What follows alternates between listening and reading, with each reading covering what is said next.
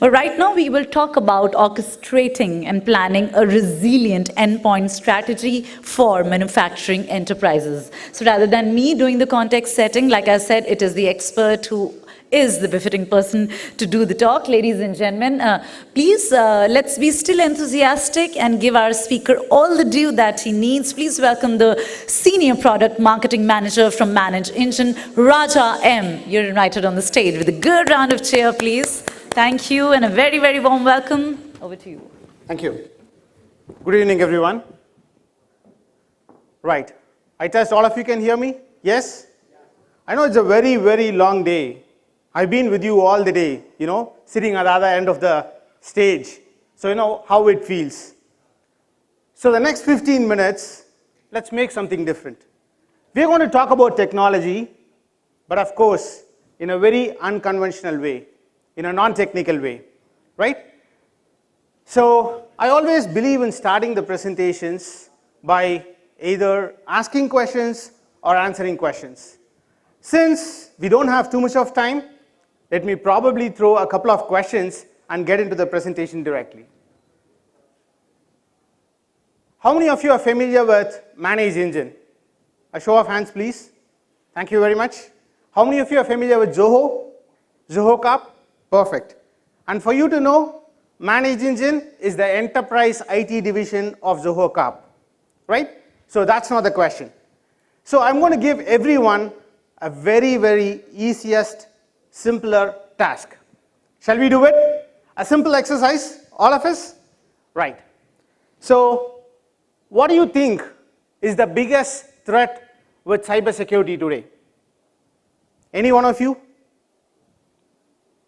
I expect answers. Any one of you? I could see a lot of IT managers, CISOs. Excellent, sir. Phishing emails. Great. Those are a few of those. But I'm going to give you a different definition to the biggest threat that we often don't realize. So shall we do a little exercise? I trust all of you have your mobile phones with you. Would you mind taking your mobile phones for me?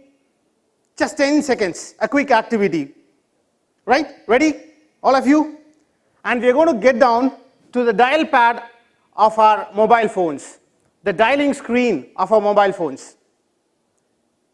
How familiar are we with the screen? We use it 100 times every day or even more, correct? So a simple question for all the audience out here. I'm going to give you a wonderful gift if you're going to answer my question. I want one of you, or probably as many of you, to win the gift. Your timer starts right now. I'll give you next 20 seconds. If you can dial only the alphabets and not the numbers on the screen. You can use your phone. I want you to dial only the alphabets and not the numbers on your dial pad. I think it's interesting. People are peeping around. They are trying to look into somebody's mobile. Smile everywhere. Not happening. Thank you, sir.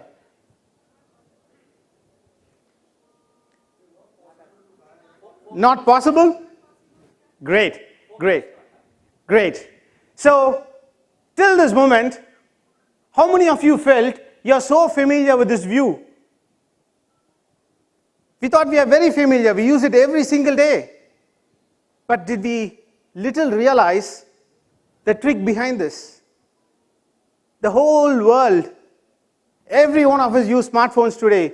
In spite of it, we have alphabets right below your numbers. This is exactly what I was talking about. We talk about high security standards. We talk about familiarity. I've been traveling with IT. I've been traveling with ManageEngine for 12 plus years. I've been talking to customers across the globe for almost 20 years right now. Right?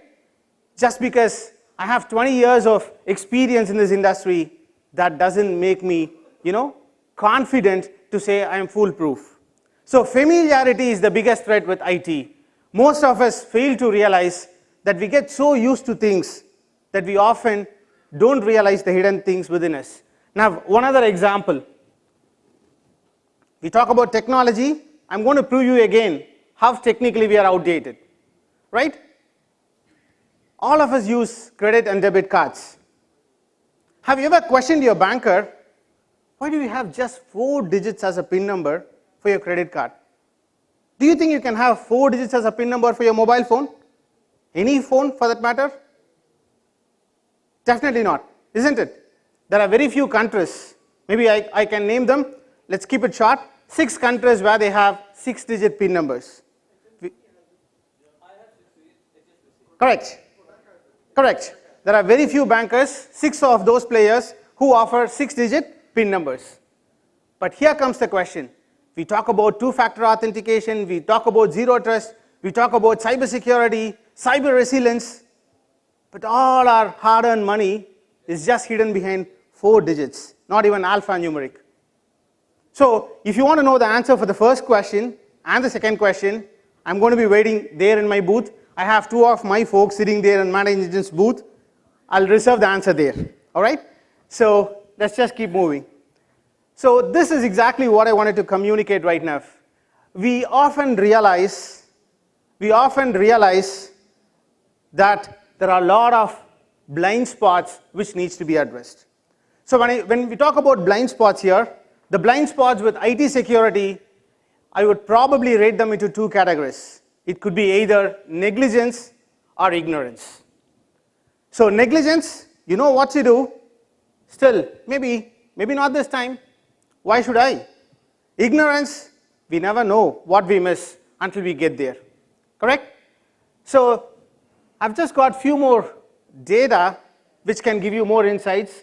When we talk about cybersecurity strategy, when we talk about the present situation, cybersecurity posture, I have a lot of data which talks the other way around. How many of you are CISOs here? CTOs, CISOs, CSOs? A show of hands, please. Whenever you show your hand, I get a belief that there's somebody who is listening to me. Thank you, gentlemen. Right? Perfect. So, are you aware of the fact that most of the CISOs, most of the CTOs, most of the C-suite officers, right? You know what is the average lifespan in an organization? It could be small enterprise, it could be medium business, it could be large enterprise. When there was a survey conducted, the average tenure of a C-suite employee or probably a manager is around 24 months. So what can you expect as cybersecurity strategy when you don't have your key people, who does not stick along more than 2 years for an organization? Absolutely no blame on them. I am with them. I am with you guys on the other hand.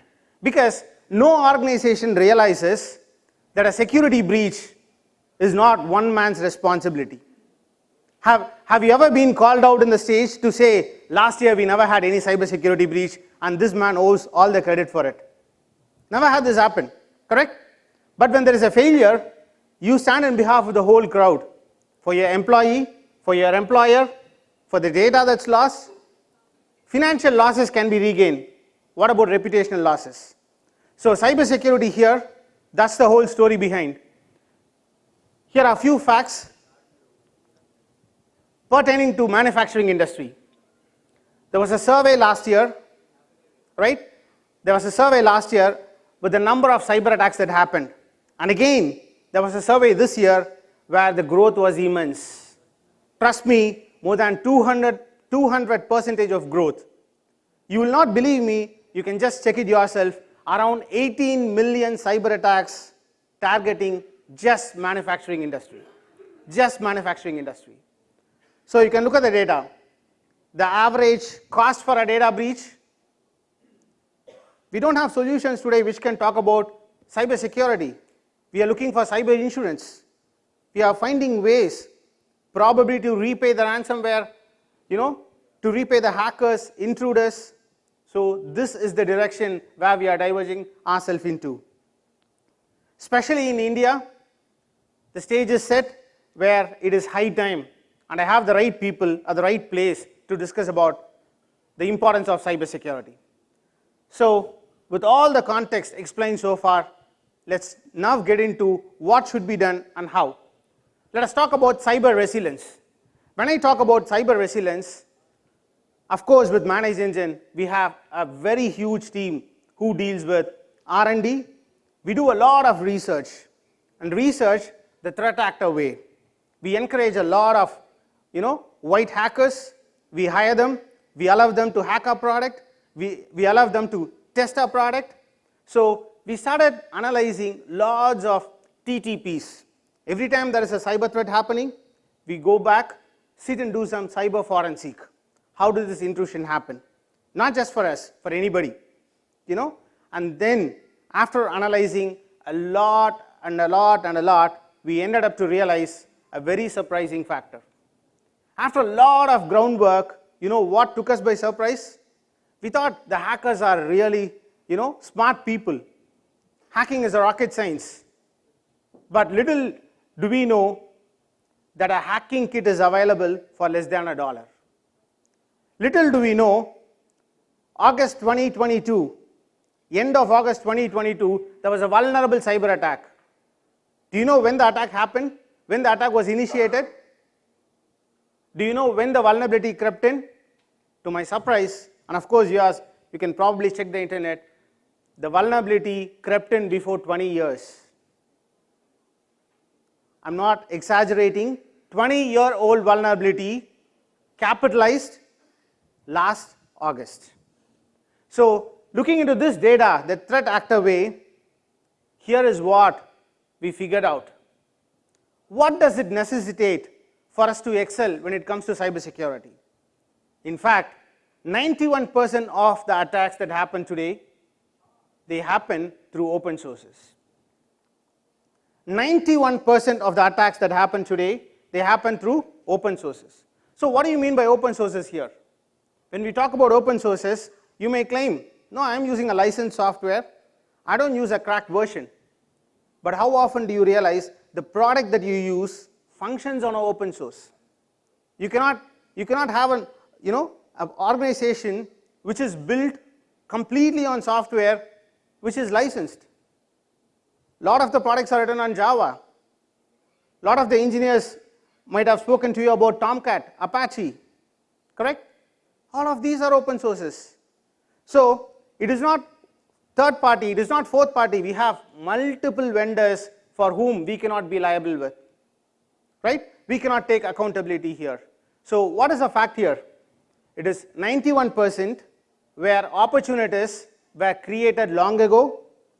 The vendor have confessed that there is a bug, there is an issue which needs to be fixed. Here I would probably rephrase it as 91% of the attacks these days happen due to negligence. It is not due to ignorance, it is due to negligence. So how do we secure our endpoints? And why are we talking about endpoints here? There were a lot of interesting conversations that I was a part of from the listening end. We spoke about EVs, we spoke about automobiles, we spoke about cars. Surprisingly, even cars are being hacked.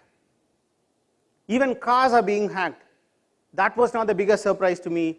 The cars, the automobiles, EV stations are being hacked. If there is a car which is vulnerable and the car is being charged in an EV charging point, then the vulnerability creeps in to the dock, and from there every next vehicle that is being charged there is getting automatically hacked. See the kind of technology that we are into today, right? So we need to have a layered approach when it comes to endpoint security. What are endpoints? Anything and everything. IoT of devices, be it your mobile phones, your laptops, your servers, everything falls into the category.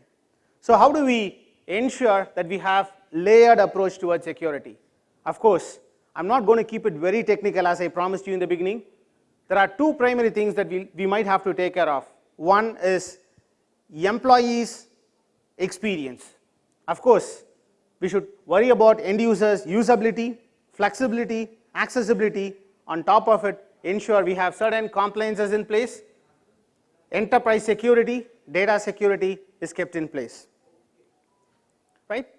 So I'm just making it real quick. I've got 4 segregations right here. The grid here shows about known vulnerabilities, where we have known solutions in place. The second quadrant comes with known vulnerabilities, where you don't have a solution in place. The third one is unknown vulnerability, and you have a known solution in place. The fourth one being both the vulnerability and the solution completely unknown. So just to break it even clearer, the first segment, you know the problem and you know what could be the solution. There are several things that could be addressed. To make it very simple and appealing, basic concerns with patching. How often do we patch our mobile apps? We see a lot of updates. How often do we keep them all up to date? Not so often, right? Many of us ignore it. Many of us ignore it. That is how we get compromised. How often do you have, okay, one quick question before we move on. How many of you use the same password for multiple accounts? A show of hands, please. Thank you, gentlemen. Thank you. So, being honest, most of us do. We never know. We believe we use two-factor authentication. We believe we use zero trust in our organization. When one password is compromised, it is very easy for them to creep into your accounts. There are a lot of online tools which can prove you how many of your accounts were compromised. I was demonstrating it to one of my users this morning. He was so curious and he said, come on, prove it to me now. I'm going to give you my business email. Check it and show me if this email is compromised. For his surprise and mine, his business account was compromised in 3 instances. He hurried back immediately. He took my laptop for a moment. He hurried back immediately trying to reset his password. So this is the reality, right? So patching in time, that's very, very essential. The second half of the story where you know there is a problem, you might not have a solution in place, that's about vulnerability management. You need to have proper solutions which can detect and remediate vulnerabilities. When we talk about vulnerabilities are not just because of applications. Vulnerabilities can creep in through any format. How many of you even believe your browser is a form of endpoint? We often draft a lot of content, correct? And we have little add-ons, plugins, which proofread your content. They correct your grammatical as well as your spelling errors. Yes? How many of you use such tools? Most of us, almost every one of us.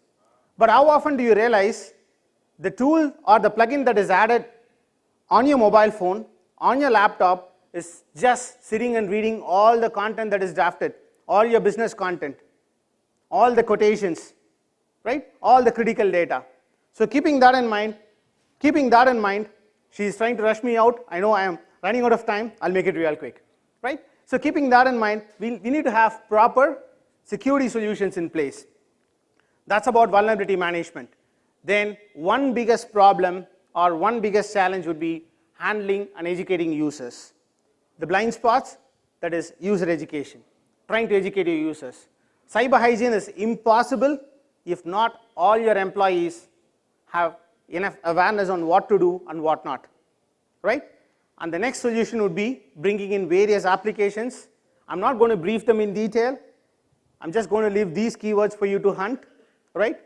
Before she's going to disable my mic anytime. Before that, I'm going to quickly wrap up the presentation with just 2 or 3 more slides, right?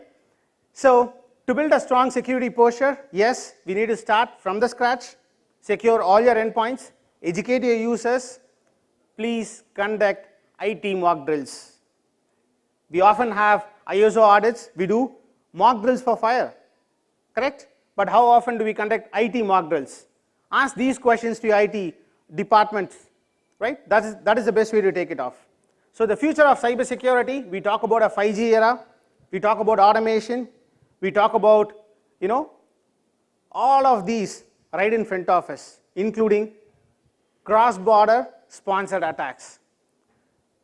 With this in mind, we need to have a proper cybersecurity strategy.